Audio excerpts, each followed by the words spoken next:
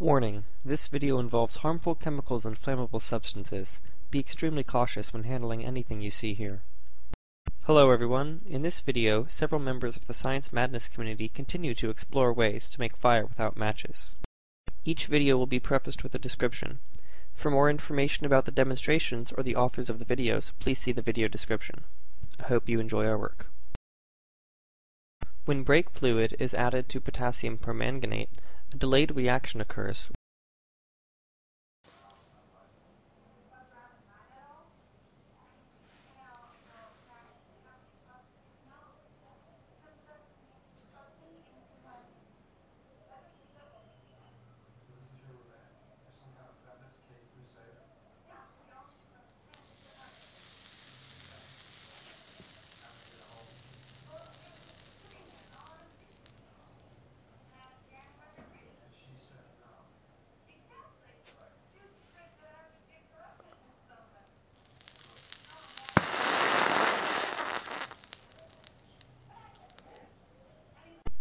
This same false start is observed by another Science Madness user.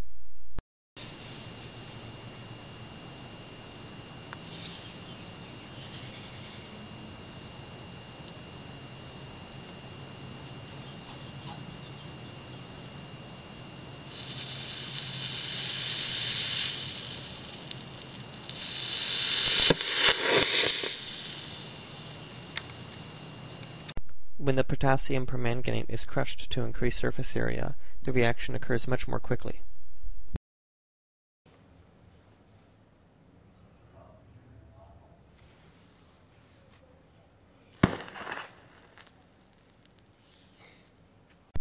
When iron oxalate decomposes, iron particles so small that they are pyrophoric remain.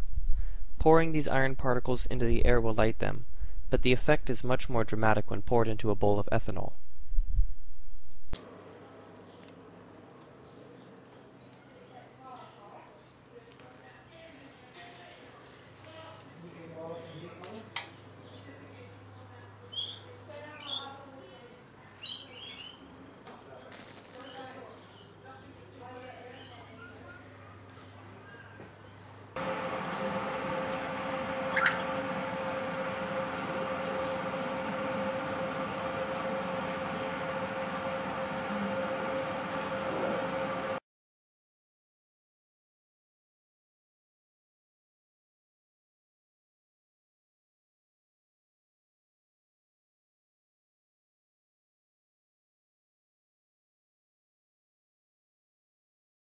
The mixture of concentrated sulfuric acid and potassium chlorate is an incredibly strong oxidizing agent.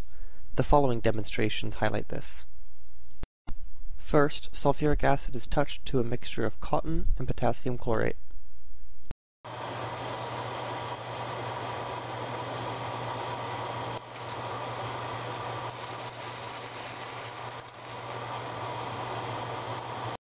Here, sulfuric acid is added to a mixture of glycerin and potassium chlorate.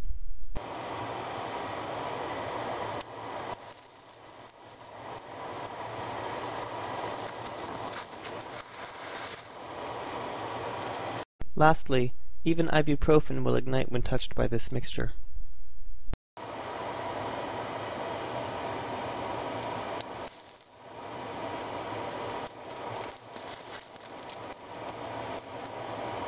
Like potassium chlorate, potassium bromate is also highly reactive when mixed with concentrated sulfuric acid. Here, a mixture of sugar and potassium bromate is touched by sulfuric acid.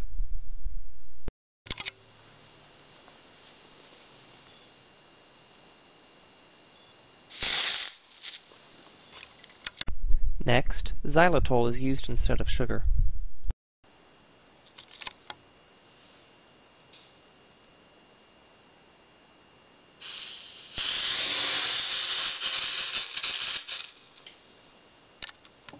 The famous reaction between sodium metal and chlorine gas is explained by UnintentionalChaos. In this demonstration, we bring together some of the most reactive elements: an alkali metal, sodium, and a halogen, chlorine gas. Now, normally upon mixing at room temperature, these two do not react readily due to the formation of a thin skin of sodium chloride that prevents the sodium from reacting further with the chlorine gas. However, on addition of a small amount of water,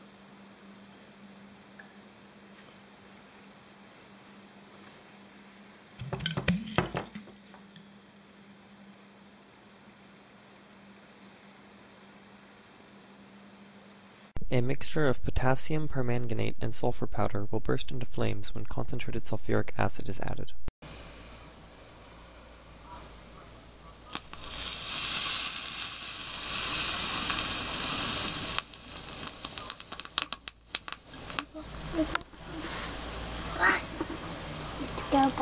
When dimethyl sulfoxide, or DMSO, is dripped onto sodium dichloroisocyanurate, it reacts quickly, forming a large flame.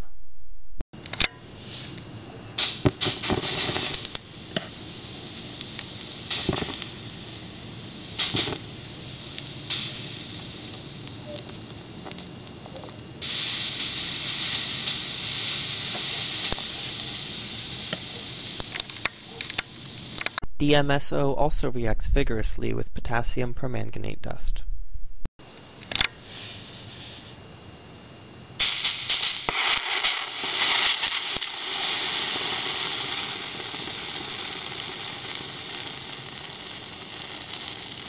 When potassium metal is left to sit on tissue paper for a few minutes, it begins to heat up and melt under its own heat. Eventually, the potassium metal lights on fire.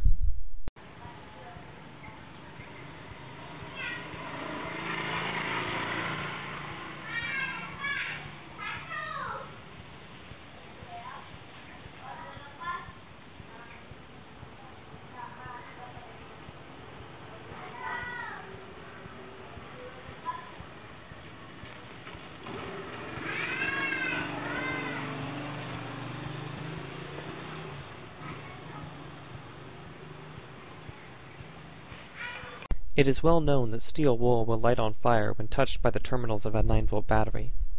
This demonstration is even more exciting when ethanol is added to the steel wool.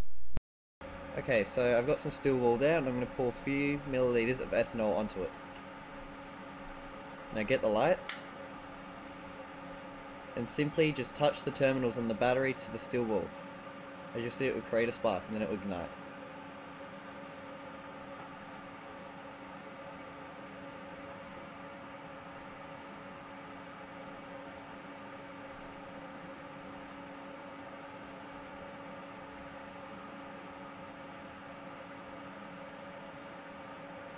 You can get a really cool effect when you blow on the steel wool as well.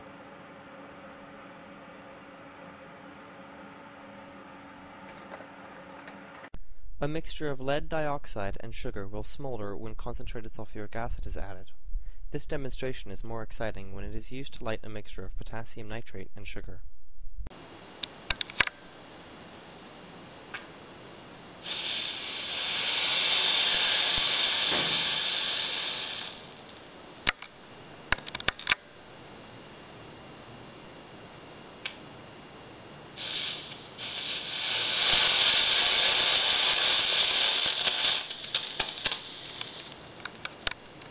Turpentine bursts into flames when poured into a mixture of potassium permanganate and red fuming nitric acid.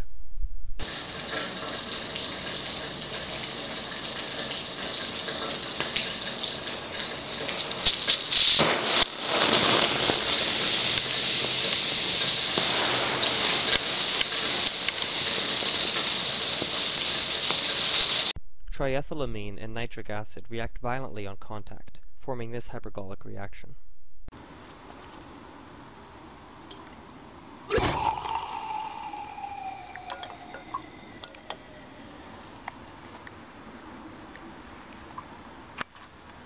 Glycerin is added to a pile of ammonium dichromate. When concentrated sulfuric acid is added to that, a hot reaction occurs that causes the ammonium dichromate to decompose.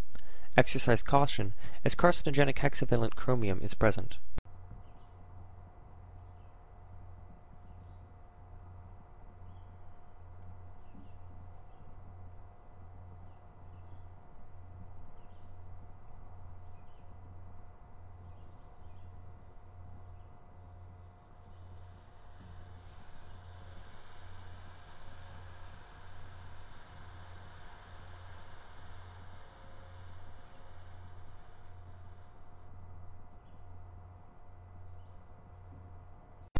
In this final video, UnintentionalChaos explains the oxidizing powers of chromium trioxide.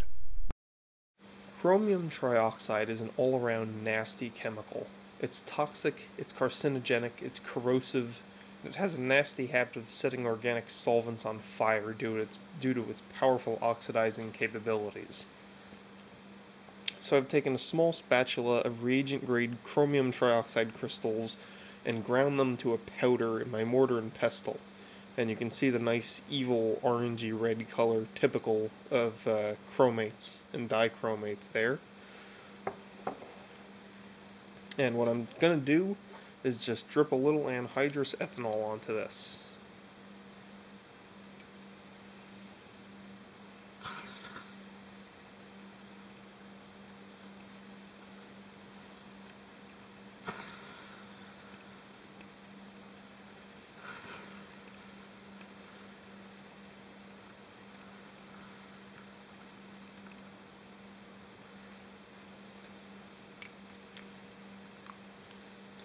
Thank you for watching, and I hope you've enjoyed this presentation.